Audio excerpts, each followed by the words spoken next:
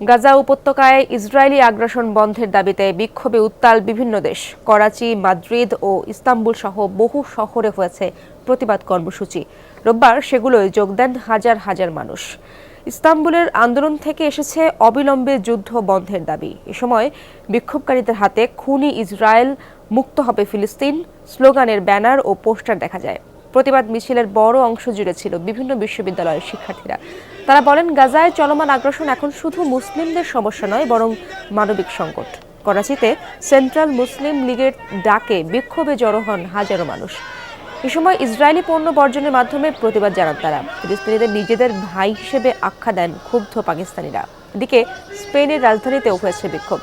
ইসরায়েলকে সব ধরনের অস্ত্র সরবরাহ বন্ধের দাবি তোলেন তারা। একই সাথে হামাসের হাতে জিম্মিদেরও মুক্তি দাবি করেন স্প্যানিশরা।